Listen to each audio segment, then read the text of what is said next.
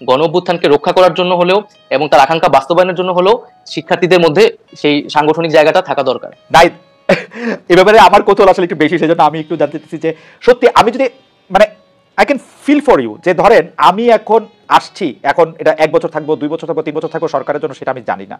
আমি এখন যেখানে আসছি, আমি যদি এখন রাজনীতি না করি, আমাকে আসলে চাকরি করতে হবে, কারণ আমার বিশ্বাস বৈষম্য বিরোধী ছাত্র আন্দোলনের সঙ্গে আপনারা যারা ছিলেন তারা এমন কোনো দুর্নীতির সঙ্গে সম্পৃক্ত হবেন না যে আপনারা 1 বছর 2 বছর সরকারের থেকে এত টাকা আপনাদের হবে যে আপনাদের সারা জীবন আর কিছু না করলে হবে।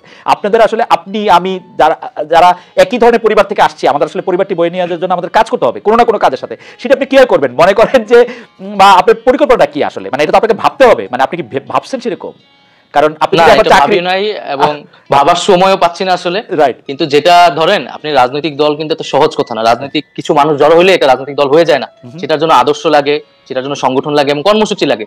এখন আমাদের কাছে কিন্তু সেই সময়টা নাই যে আমরা একটা রাজনৈতিক দলের পিছিয়ে আসলে গড়ে তোলার জন্য সময়টা দিব। আমরা আসলে গভর্নমেন্টে আছি, আপনি পরিস্থিতি বুঝতেছেন আমাদের এই সময়টা কতটা পরিশ্রম করা লাগতেছে, এবং আমরা যেই প্রতিশ্রুতি নিয়ে এসেছি আমরা কিন্তু একক সিদ্ধান্তে ব্যক্তিগত জায়গা থেকে আসি নাই। মানুষের কাছে কিন্তু আমাদের জবাবদিহিতা করতে হবে যে তাদের আকাঙ্ক্ষাটা আমরা বাস্তবায়ন করতে পারছি কিনা বা আমরা আমাদের ভূমিকাটা পালন করতে পারছি কিনা। তো সেইটাই আমাদের সবচেয়ে বেশি মনোযোগ, আমরা সেই কাজটা সম্পূর্ণ করতে চাই। তারপরে আমরা আমাদের ব্যক্তিগত, দলীয়, রাজনৈতিক সেই বিষয়গুলো নিয়ে আমরা ভাববো। আচ্ছা, আমার গণমাধ্যমের স্বাধীনতা নিয়ে আপনি যে বক্তব্য দিয়েছেন তার সঙ্গে আওয়ামী লীগ আমলের এক সময়ের তথ্যমন্ত্রী জনাব হাসান মাহমুদের কথার মিল পেয়েছেন অনেকেই, যা আবার ডিজাইন করে দুজনের ছবি দিয়ে সোশ্যাল মিডিয়াতে শেয়ার করা হয়েছে। আমরা কি এখনো আগের মতোই স্বাধীন কিনা? আমি আমি আমি দর্শকদের একটু দেখাতে চাই, দর্শকরা অবশ্যই একটু দেখতে পারবেন যে ডিজাইন দিয়ে যে এটা করা হয়েছে, এটা আমরা প্রথম আলো পত্রিকাতে দেখেছি, যেখানে দেখা যাচ্ছে যে জনাব নাহিদ ইসলামের যে আমরা গণমাধ্যমের স্বাধীনতা চাই অবশ্যই, কিন্তু আমি আপনাদের কাছে প্রশ্ন রেখে দিতে চাই গণমাধ্যমের স্বাধীনতার সীমা কতটুকু। একই ধরনের কথা আসলে হাসান মাহমুদ বলেছিলেন, আমরা মনে করি গণমাধ্যমের স্বাধীনতার সঙ্গে রাষ্ট্রের বিকাশ, গণতন্ত্রের বিকাশ জড়িত ইত্যাদি ইত্যাদি। জনাব নাহিদ ইসলাম, এটি নিশ্চয়ই আপনার চোখে পড়েছে। এই হাসান মাহমুদের সাথে তুলনাটা কেমন উপভোগ করছেন জনাব নাহিদ ইসলাম? যারা এটি তুলনা করছে তারা হয়তো জানি না কি জন্য তুলনা করছে।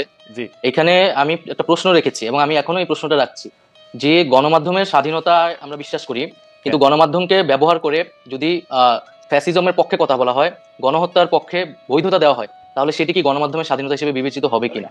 আমি আপনাকে একটু জানাতে চাই যে আমরা দর্শকদের কাছে এই প্রশ্ন নেই, তো সেই জায়গা থেকেই না সেটি আপনাদের সিদ্ধান্ত। আওয়ামী লীগ যেমন মানে তার সরকারের নির্বাহী সিদ্ধান্তে সে জামাত ইসলামের রাজনীতি নিষিদ্ধ করেছিল, আপনারাও সেটি করতে পারেন, কিন্তু সেটা আপনার মুখে বলছেন কেন আওয়ামী লীগের রাজনীতি নিষিদ্ধ ঘোষণা করেন?